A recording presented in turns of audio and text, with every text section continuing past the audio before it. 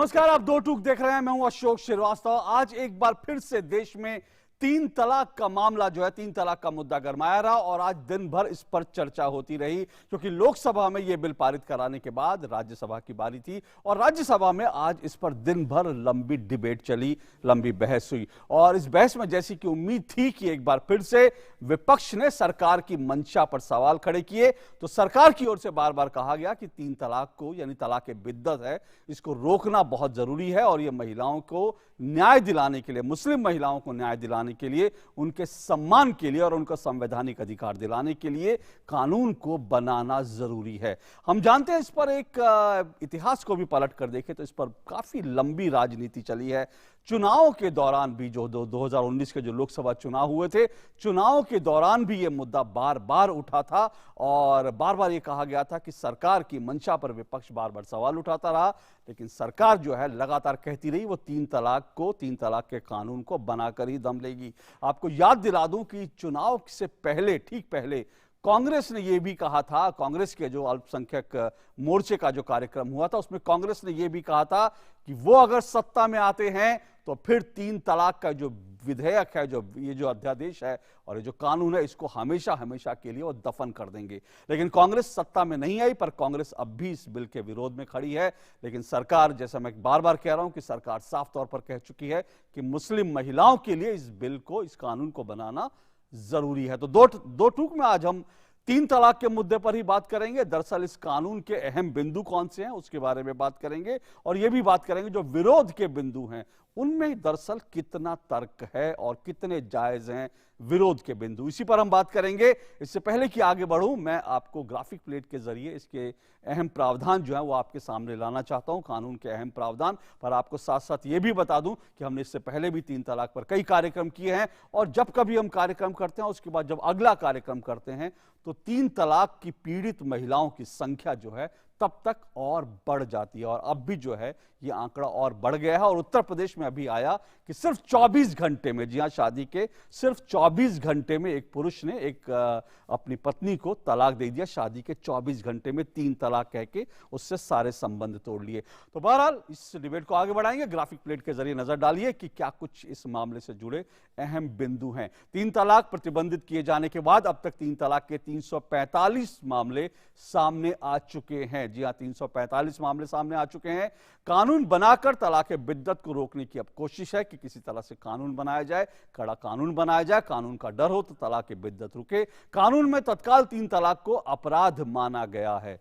कानून में जो कानून है उसमें तत्काल तीन तलाक को अपराध और तुरंत तीन तलाक संज्ञेय अपराध, यानी पुलिस बिना वारंट के गिरफ्तार कर सकती है जो तीन तलाक देगा, जो इसका इस्तेमाल करेगा। तीन तलाक कानून तोड़ने वाले को 3 साल तक की सजा का प्रावधान है। जी हां, 3 साल तक की सजा का प्रावधान है। मजिस्ट्रेट आरोपी को जमानत दे सकता है, लेकिन जमानत तभी दी जाएगी जब पीड़ित महिला का पक्ष सुना जाएगा। पीड़ित महिला के अनुरोध पर मजिस्ट्रेट समझौते की अनुमति दे सकता है, यानी अगर पीड़ित महिला ने कहा तो फिर मजिस्ट्रेट इसको समझौते की अनुमति दे सकता है। पीड़ित महिला पति से गुजारा भत्ते का दावा कर सकती है। ये इस बिल के जो है, इस कानून के जो है अहम प्रावधान है। बहरहाल इस पर हम डिबेट करेंगे और जो दो सवाल मैं उठाऊंगा वो आपकी टेलीविजन स्क्रीन पर है। मेरे दो टूक का मेरा आज का पहला सवाल है। आज का पहला सवाल, तीन तलाक कानून पर विपक्ष का विरोध जायज या वोट बैंक की राजनीति। जी हां, ये राजनीति है वोट बैंक की या फिर विरोध जायज है, मेरा आज का पहला सवाल है। और मेरा दो टूक का आज का दूसरा सवाल, दो टूक का आज का दूसरा सवाल, क्या कानून बनने से रुक जाएंगे तीन तलाक के मामले? ये मेरा आज का दूसरा सवाल है। क्या कानून बनने से तीन तलाक के मामले रुक जाएंगे? और आज की इस डिबेट में मेरे साथ जो मेहमान जुड़ रहे हैं मैं उनका परिचय करा दूं। मेरे साथ 3 मेहमान जुड़ रहे हैं इस डिबेट में, एक एक करके परिचय कराता हूं। मेरे साथ कमाल फारूकी साहब हैं, दिल्ली स्टूडियो में जुड़े हुए। कमाल फारूकी साहब एग्जीक्यूटिव मेंबर हैं all India Muslim personal law board के। मेरे साथ दूसरी मेहमान अंबर जैदी हैं। अंबर जैदी सोशल एक्टिविस्ट हैं और इस मामले पर बहुत मुखर होकर अपनी आवाज उठाती रही हैं। और मेरे साथ दिल्ली से ही जुड़ रही हैं, या गुड़गांव से कह सकता हूं, दिल्ली के गुरुग्राम से कह सकता हूं, जुड़ रही हैं अद्वैत काला जी। अद्वैत काला जी राइटर हैं और वुमेन एक्टिविस्ट भी हैं, फिल्मों के लिए भी कई स्क्रिप्ट लिखती हैं। और जब फिल्मों की बात चले तो ये भी बता दूं कि बॉलीवुड में, मुंबई में बहुत सारी फिल्में जो हैं वो 3 तलाक के विषय को लेकर बनी हैं। मीना कुमारी का नाम जब भी लिया जाता है तो 3 तलाक का आज उनका जिक्र जरूर किया जाता है। और आज भी मुख्तार अब्बास नकवी अल्पसंख्यक मामलों के मंत्री, जब आज भी उन्होंने इस डिबेट में जो है निकाह फिल्म का जिक्र जरूर किया, जो 3 तलाक पर ही एक आधारित फिल्म थी। मैं शुरुआत करता हूं अंबर जैदी आपसे। अंबर जैदी, क्या आपको लगता है कानून बनेगा तो 3 तलाक रुक जाएगा? क्योंकि सुप्रीम कोर्ट का फैसला आया, उसके बाद सरकार अध्यादेश लाई, उसके बाद भी हम देख रहे हैं 3 तलाक जो है वो लगातार उनमें गिनती 345 का आंकड़ा हमारे सामने है, जो रिपोर्ट हुए हैं, जो नई रिपोर्ट हुए ना मालूम कितने होंगे। क्या आपको लगता है कानून बनने से 3 तलाक जो है रुक जाएगा? देखिए अशोक जी, अगस्त 22 अगस्त 2017 में जब ट्रिपल तलाक को सुप्रीम कोर्ट ने नल एंड वॉइड करा दिया था, तब से लेके अब तक 574 केसेस हैं और जिसमें से 374 रिपोर्टेड केसेस हैं या 345 समथिंग, 300 प्लस केसेस हैं वो रिपोर्टेड हैं। टोटल 574 केसेस हैं।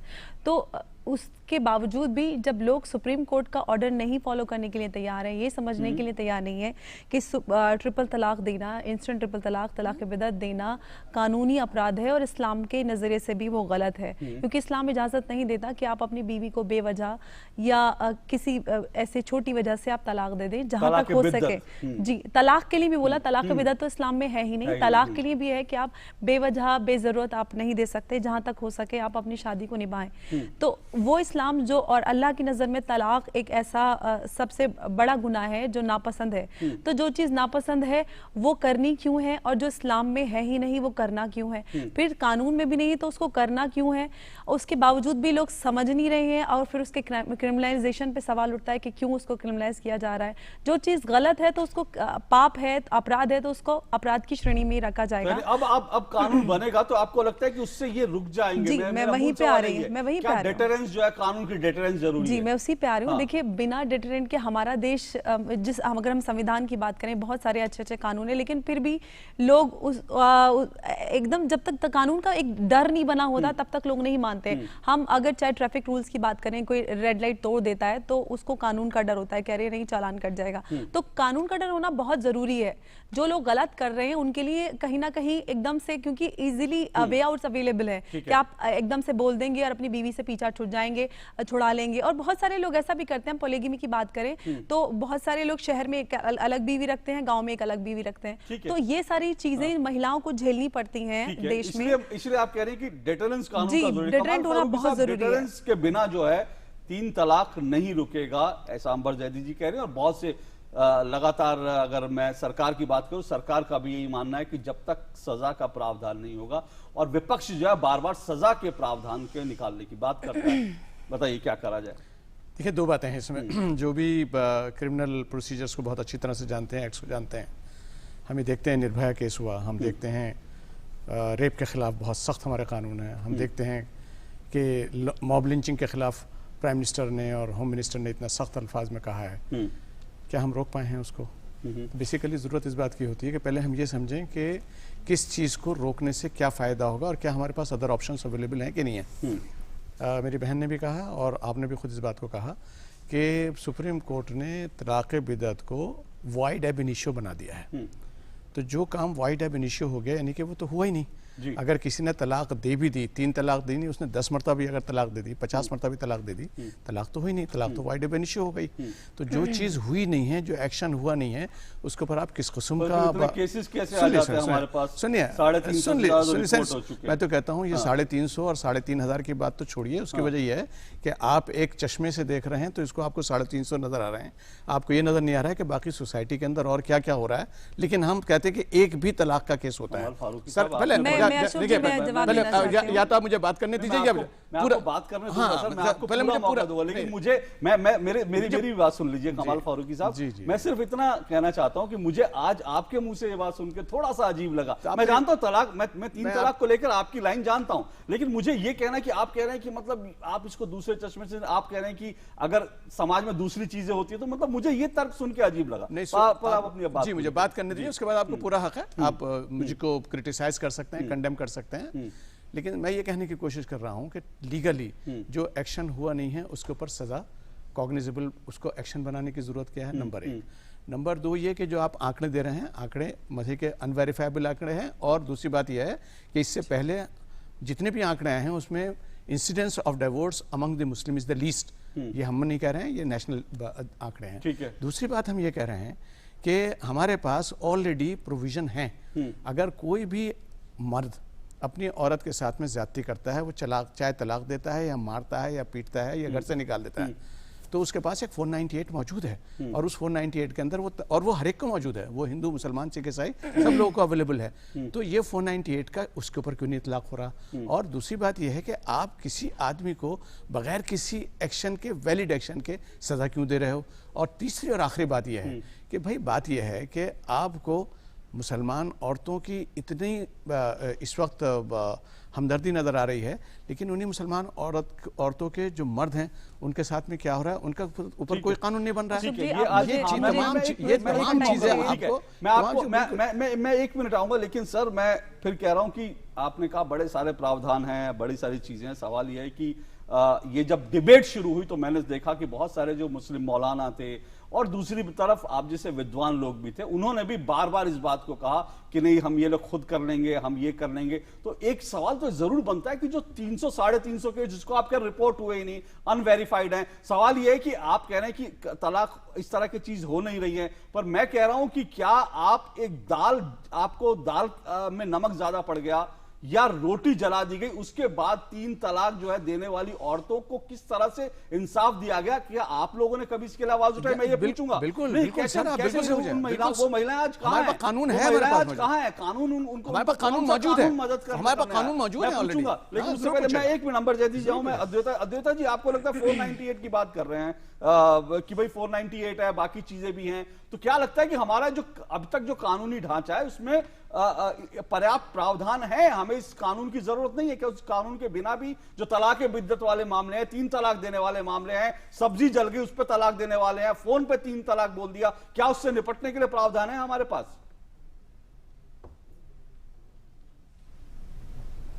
नहीं, आई थिंक इसके लिए एक स्पेसिफिक लॉ चाहिए, क्योंकि हमें एक चीज़ और याद करनी चाहिए, क्योंकि ये जो आप कह रहे हैं लॉज एग्जिस्ट करते हैं, ये शुरुआत कैसे हुई?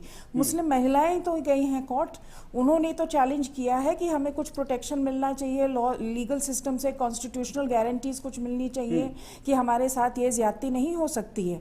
ये 30 साल पहले भी हुआ था, ये अब फिर से हो रहा है। 30 साल पहले तो सुप्रीम कोर्ट के वर्डिक्ट को उस समय के प्रधानमंत्री ने ओवरटर्न कर दिया था और मुस्लिम महिलाओं को वापस ढकेला था वो खाई के अंदर। अब फिर से जब मुस्लिम महिलाएं जागृत हुई हैं, उनके साथ ये हादसे हुए हैं, वो ही तो गई हैं कोर्ट, और कोर्ट के आदेश पर ही तो ये लॉ बना है। तो ये मुस्लिम महिलाओं से ही आया है सामने, और इसका पालन करना I think from the perspective of gender justice बहुत ही इंपॉर्टेंट है। आज मैं राज्यसभा में डिबेट सुन रही थी और मुझे इतना बुरा लगा कि फिर से मुस्लिम महिलाओं को अनदेखा कर दिया। जो लोग इसके खिलाफ बोल रहे थे, लॉ के खिलाफ बोल रहे थे, उनको फिर से अनदेखा कर दिया। उन्होंने सोचा ही नहीं कि कितनी महिलाओं के साथ क्या अत्याचार हुए हैं, उनको कैसे सड़क पे फेंका गया है, उनके बच्चों को क्या हुआ है, किसी ने ये उठाया ही नहीं। और अभी आज भी कमल जी कह रहे हैं कि ये पता नहीं आंकड़े कहां से आए हैं, कैसे हिंदुओं में ज्यादा, अरे जब वास्तविकता में मुस्लिम वो कह रहे हैं कि हिंदुओं में ज्यादा तलाक होते हैं, तो तलाक तो मुसलमानों में बहुत कम होते हैं। उठ के उन्होंने देखिए, हिंदुओं में अगर आप दहेज की प्रथा ले, दहेज की प्रथा बिल्कुल निंदनीय है, बिल्कुल खराब है, उसके खिलाफ लॉज भी होते हैं, फिर भी होती है, पर ये डर तो है कि अगर आप दहेज लेंगे तो आपके ऊपर कानून गिरेगा।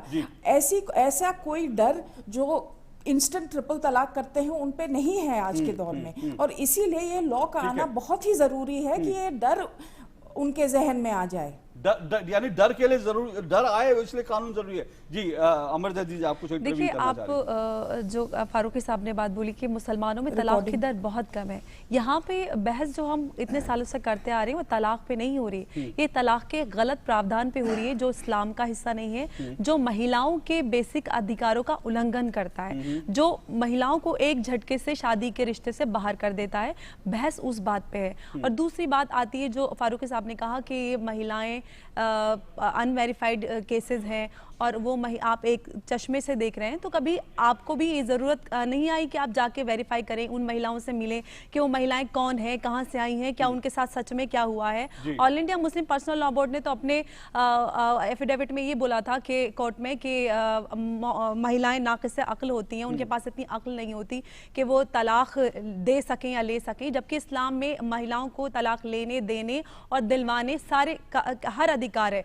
महिलाओं को कभी भी उनके अधिकारों से जागरूक कराया नहीं गया, कभी बताया नहीं गया। और 1986 में जब शाह बानो जी के फेवर में कोर्ट ने ऑर्डर किया था, तब से लेके आज तक राजनीति से अलग रख के एक मिनट की ये सोच ले कि महिलाओं की बात है, हम क्यों हर चीज में राजनीति ले आते हैं, चाहे रेप की बात हो। फारूकी साहब से पूछता हूं कि क्या ये मजहब का मामला है, और दूसरी बात जो है जो आपने जिक्र किया, मैं उस पर भी आऊंगा कि जो मुस्लिम पर्सनल लॉ बोर्ड ने अपने जो एफिडेविट में कहा था, मैं उस पर भी जरूर पूछूंगा। एक छोटा सा मुझे ब्रेक लेना है, ब्रेक के बाद इस डिबेट को आगे बढ़ाएंगे और जानने की कोशिश करेंगे कि क्या डेटरेंस जो है, क्या कानून बनाने से 3 तलाक रुक जाएगा, और जो इसका विरोध कर रहे थे क्या उनका विरोध जो है, जो हमने राज्यसभा में तमाम पॉलिटिकल पार्टियों का विरोध देखा, क्या वो राजनीतिक कारणों से था या उसके पीछे कुछ तर्क भी था, कुछ जायज बातें भी थी। इस पर बात करेंगे इस ब्रेक के बाद। पक्की होगी बुनियादें तो हंसे हिंदुस्तान होगा। पहले करो शुरुआत करो, करो तो पक्की बात करो, पहले करो शुरुआत करो, करो तो पक्की। वंडर सीमेंट, एक परफेक्ट शुरुआत। ये क्या आदत पाल रखी है, रोज की गर्भ निरोधक गोली? हाँ तो मैंने सुना है कि रोज ब्रश करने से दांत घिस जाते हैं कि रोज नहाने से इंसान गल जाते हैं और रोज रोज रोटी खाने से तू भी रोटी जैसी गोल बन जाएगी। वहम पालने से अच्छा है अच्छी आदत पालना। नए जमाने की गर्भ निरोधक गोलियां हैं, आसान, असरदार और भरोसेमंद, और खाई जा सकती है हर रोज। करोड़ों महिलाओं को है गोली में विश्वास। अरे भैया, क्या हमेशा के लिए बैंगलोर जा रहे हो क्या? प्लानिंग तो परफेक्ट होनी चाहिए ना। अब वहाँ किसी चीज़ की ज़रूरत होगी तो क्या भोपाल वापस आऊँगा? फिर ठीक है, लेकिन वहाँ अपना आधार अपडेट करना नहीं भूलना। आधार अपडेट? हाँ। पर कैसे करवाऊँ? किसी भी बैंक या पोस्ट ऑफिस के आधार केंद्र में जाकर आप अपने आधार को अपडेट करवा सकते हैं, और एड्रेस के लिए UIDAI की वेबसाइट पर जाकर खुद बदल सकते हैं। जीवन को आसान बनाने के लिए हम हैं आधार के साथ। मेरा आधार, मेरी पहचान। आपका लेटर। सबसे नमस्ते, हम हैं फर्स्ट, जो आपके बच्चे को कर देते हैं फर्स्ट। याद होगा आपको, अभी तो आपकी मुन्नी के साथ हंस खेल के गए थे। हम फिर से आ रहे हैं उससे मिलने, जल्द मिलते हैं। दस्त ऐसे दस्तक देकर नहीं आते, दस्त के लिए तैयार रहना। घर में ORS और जिंक है ना? दस्त की इलाज में देरी हुई तो शरीर में पानी और पोषण की कमी जानलेवा हो सकती है, इसलिए दस्त शुरू होते ही ORS और जिंक शुरू करें। दस्त के लिए तैयार रहना, घर में ORS और जिंक है ना? दो टूक में आपका एक बार फिर स्वागत है। दो टूक में आज हम 3 तलाक पर बात कर रहे हैं। आज दिन भर मामला गरमाया, राज्यसभा में इस पर खूब बहस हुई और विपक्ष ने एक बार फिर से इस मुद्दे को लेकर सरकार के ऊपर कई हमले किए, लेकिन सरकार बार बार कहती रही कि मुस्लिम महिलाओं को उनका संवैधानिक हक दिलाने के लिए, उनको इंसाफ और सम्मान दिलाने के लिए जो है ये 3 तलाक को, तलाक बिद्दत को रोकना जरूरी है, और रोकने के लिए कानून बनाना जरूरी है, क्योंकि सुप्रीम कोर्ट के कहने के बावजूद भी लगातार 3 तलाक के मामले रिपोर्ट हो रहे हैं। कमाल फारूकी साहब, सवाल है 1986 में तो कोर्ट का फैसला बदल दिया गया था, राजीव गांधी जी की सरकार थी, उसके बाद से लेकर अब तक मुस्लिम महिलाओं को क्यों जरूरत पड़ी कि उनको आके अदालतों का दरवाजा खटखटाना पड़ा? आप जैसे लोग क्यों नहीं आगे आए? और दूसरी बात, जब आगे भी आए तो मुस्लिम पर्सनल लॉ बोर्ड के जिस एफिडेविट का जिक्र किया कि महिलाएं उनके पास अक्ल कम होती है, इस तरह के तर्क देकर विरोध करना क्यों जायज? आप इसको अब 2-3 बातें हैं जो आपको सुननी पड़ेंगी। एक तो बात यह कि जहां तक मुस्लिम पर्सनल लॉ बोर्ड, पहले तो मैं अपनी बहन से अर्ज करूं कि सुप्रीम कोर्ट ने नहीं कहा है कि आप कानून बनाइए, वो माइनॉरिटी एक जजमेंट है, और वो जस्टिस कहर और नज़ीर साहब का था जिसको ओवर रूल कर दिया था, बाकी 3 ने नहीं माना था, और उसी में उन्होंने कहा था जस्टिस कहर साहब ने कि कानून आना चाहिए, और जो बाकी 3 जो जजेस थे उनका उसके ऊपर डिफरेंट व्यू था, और अल्टीमेटली वो एक कानूनी चीज़ है जो कि मैं समझता हूँ ओपन केस है, वो देखा जाएगा। नंबर 1। नंबर 2 ये कि आपने कहा कि मुस्लिम पर्सनल लॉ बोर्ड ने क्या किया। तो मुस्लिम पर्सनल लॉ बोर्ड ने ये जो जिस एफिडेविट की बात कर रही हैं उस एफिडेविट को विड्रॉ कर लिया गया था। उसकी वजह है कि उसके अंदर कुछ गलती थी और ये टाइपोग्राफिकल मिस्टेक थी। जो अमेंडेड है वो आपकी नज़र से गुजरा नहीं है। जो हमारा बाकायदा 4 पेज का एफिडेविट हमने फाइल किया था जिसमें उसका प्रावधान किया गया था कि हम किस तरह से आर्बिट्रेशन क्लॉज को इंप्लीमेंट कर रहे हैं। और क्योंकि लोगों ने हम लोगों ने आवाज उठाई जिसके खिलाफ। मैं पूछ रहा हूं आपने कहा कि तो क्या ये वापस ये बिल्कुल वापस लिया गया था। और उसके बदले और ये ऑन दबाव की बात नहीं है, देखिए दबाव की बात नहीं है। आप दबाव वही मैं कह रहा हूं कि आप उसी तरह की बात कर रहे हैं जिसके बाकी आप एंकर की तरह से बात कीजिए। दबाव की बात नहीं हो रही। बिल्कुल समझा सकते हैं। मैं समझा रहा हूं आपको, मैं समझा रहा हूं आपको। ये कोर्ट की प्रोसीडिंग्स का मामला है और वो कोर्ट की प्रोसीडिंग्स को समझना चाहिए आपको। और हमने जो एफिडेविट फाइल किया था, आपने जो कहा ना कि हमने अब तक क्या किया, हमने बाकायदा, अगर आप देखें मुस्लिम पर्सनल लॉ बोर्ड की वेबसाइट के ऊपर भी जाकर देखें, आज की बात नहीं कर रहे हैं हम लोग, हम ये बात कर रहे हैं 89-90 की, जब हमने बाकायदा अपने यहाँ एक बाकायदा निकाहनामा वो किया था, ड्राफ्ट किया था। और हमने ये कहा था कि अपने तमाम बहनों और भाइयों को और वालिदैन को कहा था कि आप, क्योंकि ये निकाह क्या है, निकाह एक सिविल कॉन्ट्रैक्ट है और सिविल कॉन्ट्रैक्ट के अंदर आपके दो पार्टीज के दरमियान में एग्रीमेंट है और उसके अंदर क्लॉज होता है कि अगर डिस्प्यूट हो तो उसके अंदर क्या किया जाएगा। तो हमने उसके अंदर ये मस्ट किया था कि अगर ऐसी कोई सिचुएशन पैदा होती है कि जिसमें औरत और मर्द एक साथ न रह सकते हो तो उसमें आर्बिट्रेशन का क्लॉज डाला था कि आर्बिट्रेशन कंपलसरी हो, जिसमें 2-3 आदमी उनकी तरफ से और 3 आदमी उनकी तरफ से हो और आपस में फैसला किया जाए। अनफॉर्चुनेटली मसले कोई इस तरफ जा नहीं रहा और हमने बार बार ये कही बात, हमारे हर जगह से कहा गई है और बाकायदा आप देखेंगे हमारी वेबसाइट पे मौजूद है और हमारा हजारों की तादाद में हमने किताबें बंटवाई हुई हैं कि जो भी निकाह करें आप इस निकाह नामे के बलबूते पे कीजिए। तीसरी बात हम ये बताने की कोशिश कर रहे हैं, पॉलिटिकल तो है ये, मतलब कि आप इसको ये नहीं कह सकते कि पॉलिटिकल नहीं है। उसकी वजह यह है कि अगर मुसलमान औरतों की भला की बात होती तो आपको याद होगा कि जब ये पहले बिल आया था तो उस वक्त पूरे हिंदुस्तान में, आज तक हिंदुस्तान की तारीख के अंदर, हिंदुस्तान की तारीख में नहीं बल्कि दुनिया में ऐसा आपको नजर नहीं आएगा कि 100% औरतों की तरफ से इतने ह्यूज डिमॉन्स्ट्रेशंस हुए थे कि जिसकी कोई तारीख नहीं मिलती है। यानी कि 10-10, 15-15 ये कहने का कि आप हमारे जो मसाइल हैं, जो हमारे शरई मामलात हैं, उन शरई मामलात के अंदर आप दखील मत होइए। हम अपने मामलात हम खुद से। आप कह रहे हैं जो महिलाएं अदालतों में गई इनको पॉलिटिकली मोटिवेटेड थी महिलाएं। मैं अब उनके ताल्लुक से मैं कुछ नहीं कह सकता, ये आप कहेंगे, ये आप कहेंगे, मैंने नहीं कहा। मैं तो ये कह रहा हूं कि जो बिल जिस तरह से आया है, ये बिल जिस तरह से आया था ये पॉलिटिकल है। उसकी वजह यह है कि सबसे इस सेशन के अंदर भी सबसे पहला बिल जो है वो यही आया था और पिछले वाला भी सबसे पहला बिल आया था। जैसे कि मुसलमानों के और कोई मसाइल है नहीं, उनकी एजुकेशन नहीं है, उनकी प्रॉब्लम नहीं है, बस यही एक प्रॉब्लम है जिसको हम रिजॉल्व करना क्या सरकार इसको ज्यादा तवज्जो दे रही है जो है पॉलिटिकल कारण से? और दूसरी बात, आज गुलाम नबी आजाद साहब को भी मैं जो सुन रहा था, उन्होंने कहा कि भाई ये घर को आग लगाने की कोशिश है, घर के चिराग से, यानी उनका इशारा ये था कि मुस्लिम महिलाओं को मुस्लिम पुरुषों से लड़ा दो ताकि वो तो कामयाब नहीं होंगे। सबसे अफसोस की बात बहुत स्ट्रांग बंधन है और जो इस्लाम के अंदर जो कॉन्ट्रैक्ट है, वो इस्लाम के अंदर जो कॉन्ट्रैक्ट है वो किसी और के अंदर नहीं है। वो दुनिया की तमाम किसी परिवार में ऐसा नहीं होना चाहिए, बंधन नहीं टूटना चाहिए और जो बंधन टूटेगा बिल्कुल गलत है। सही नहीं सर, जो कहता है ना कि अशोक जी जो आपने सवाल किया मैं उसका जवाब देना चाहती हूँ। हमारा देश 71 सालों से आजाद देश है और हम बांग्लादेश और पाकिस्तान की बात करें तो वहां पे सालों पहले ही इंस्टेंट ट्रिपल तलाक के लिए कानून बन चुका है और 1 साल की सजा भी है पाकिस्तान में इंस्टेंट ट्रिपल तलाक बिदअत अगर कोई पति अपनी पत्नी को देता है। तो क्या हम पाकिस्तान से भी गुजरे कि हमारे देश की मुस्लिम महिलाओं को इंसाफ नहीं मिलेगा? प्रेशर इसलिए कि आप जाके उन विक्टिम्स से मिले, वो दर बदर भटक रही हैं, वो उम्मीद लगा के बैठी रहती हैं हर दिन कि अब कब उन्हें इंसाफ मिलेगा, कब उन्हें आजादी मिलेगी ट्रिपल तलाक से, क्योंकि उनकी जिंदगी इतनी दुभर हो जाती है, उन्हें कोई पूछने वाला नहीं है। मेरे पास ऐसी कई सारे विक्टिम्स हैं जो लिटरली भीख से गुजारा कर रही थी कि पड़ोसी ने आधा किलो चावल दे दिया, किसी ने लकड़ी दे दी। मैं वही तो बोल रही हूँ कि कभी कोई उनको जाके देखता ही नहीं है।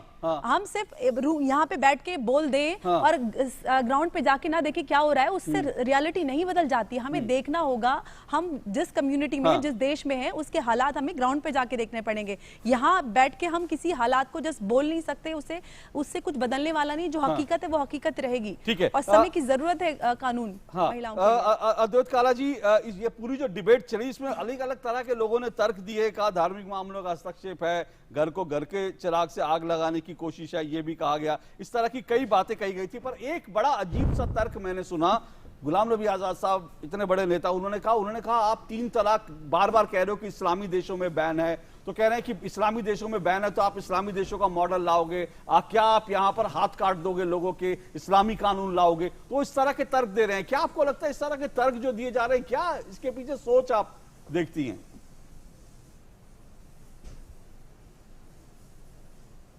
ये देखिए, बहुत वरिष्ठ नेता हैं तो उनके ऊपर टिप्पणी करना अच्छा भी नहीं लगता, पर उन्होंने जो अंग्रेजी में शब्द है ट्रिवियलाइज जो किया पूरे मामले को, उससे बड़ा दुख लगा मुझे, क्योंकि वो ऐसे बोल रहे थे कि जैसे ट्रिपल तलाक के मामले इसलिए होते हैं क्योंकि मियाँ बीवी में थोड़ी सी नोक झोंक हो जाती है तो गुस्से में बोल देते हैं ट्रिपल तलाक, तलाक तलाक तलाक 3 बारी और हो जाता है और उसके बाद सुलह हो जाती है। ऐसा तो मामला सामने आया ही नहीं है। जो इतनी महिलाएं कोर्ट तक गई हैं, कोर्ट के दरवाजे खटखटाए हैं, इस वजह से तो नहीं खटखटाए क्योंकि थोड़ी सी नोक झोंक हो गई थी घर में।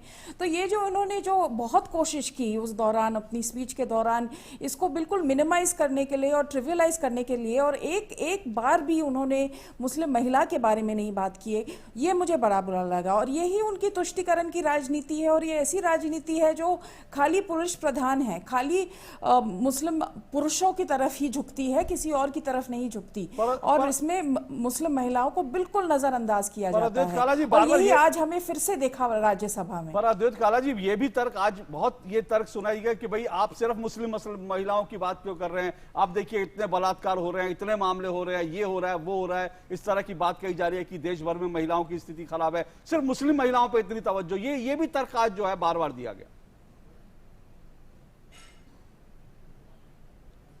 बिल्कुल। और ये क्यों फिर से आया है, इसका भी हमें सोचना चाहिए ना। जब हिंदू कोड बिल आया था तो उस समय भी कुछ लोग संत समाज के खड़े हुए थे, कहा था कि मत इसमें दखल दीजिए, ये ना करिए, वो ना करिए, पर जबरदस्ती करके जैसे भी करके वो रिफॉर्म, सोशल रिफॉर्म लाया गया और बड़ी अच्छी चीज हुई कि लाया गया। अब ये क्यों फिर से मामला सामने आ रहा है? क्योंकि 30 साल पहले जिस बात को सुलझना था, जिस बात को ठीक करना था, वो हुआ नहीं। अब 30 साल तक हजारों और महिलाएं इसमें फंसी, फिर वो फिर से कोर्ट गई, तो अब ये फिर से उजागर हो गया है। अब इस बारी जब समय आया है, जब जेंडर जस्टिस हम लोग दे सकते हैं मुसलमान महिलाओं को, उनसे प्रेशर है, मुसलमान महिलाओं से प्रेशर है कि हम कुछ करें इसके बारे में, not only as people, part of public discourse, पर सरकार कुछ करे। उनके मैनिफेस्टो ने, भाजपा ने में साफ साफ लिखा है कि ये इस पे काम करेंगे।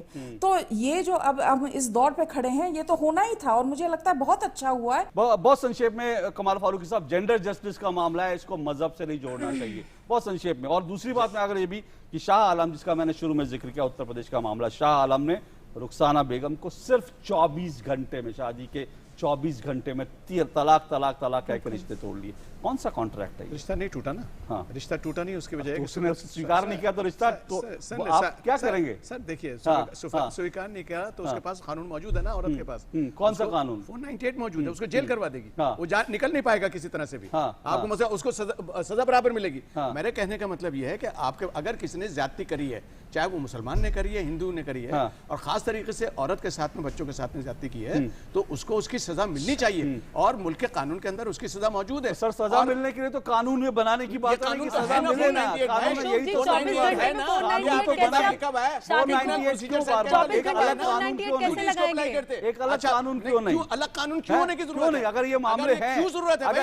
अगर हर हफ्ते ऐसे 2-4 मामले सामने आ रहे हैं तो क्यों कानून नहीं? सर, कानून सबके लिए। मैं आपको बतलाऊं, देखिए, अगर आप अदालतों के अंदर जाकर देखेंगे तो ऐसा नहीं है कि मुसलमान औरतों के केसेस 498 के अंदर नहीं है, बेहिसाब केसेस हैं, और वो मर्द जो हैं वो यकीनी बात है उनको सजा मिलनी चाहिए, और परेशान हो रहे हैं वो। ऐसा नहीं है कि उनको सजा नहीं मिल रही है। हमारा कहने का मतलब ये है कि जो एक्शन वैलिड नहीं हुआ है और उसके बावजूद भी किसी ने औरत के ऊपर ज्यादती करी है, उसको सजा मिलनी चाहिए, लेकिन उसको सजा अलग से क्यों मिलनी चाहिए? हमारे पास ऑलरेडी उससे सख्त कानून मौजूद है। 30 सेकंड में कानून मौजूद है हमारे पास। गलत नहीं कह रहा हूं, अगर गलत कह रहा हूं तो मैं अपनी विड्रॉ कर दूंगा मैं अपनी तमाम चीजों से। अभी फारूकी साहब ने बोला कि जो चीज हुई नहीं उसके लिए गलत कैसे? हमारे कानून में प्रावधान है कि अगर कोई महिला या किसी के लिए भी रॉन्ग क्रिमिनल इंटेंशन है तो उसके लिए भी सजा है। तो ट्रिपल तलाक तो पूरी महिला की जिंदगी बेकार कर देती है, और साथ ही साथ उसके बच्चों की भी। तो उसके लिए क्यों सजा नहीं होनी चाहिए? यहाँ तक कि इस्लाम 498 को आप कैसे कर देंगे? प्रॉपर एक कानून होना चाहिए, क्योंकि किसी और धर्म में तो ट्रिपल तलाक है नहीं, धर्म ट्रिपल तलाक तो कौन सी प्रॉब्लम है? अरे घर में ऐसे छोड़ देते क्यों हैं। छोड़ दें, क्यों छोड़ दें? उनके पास कानून का रास्ता तो है ना कि वो कोर्ट जा सकती है। यहाँ पे तो कानून का रास्ता ही नहीं है ना।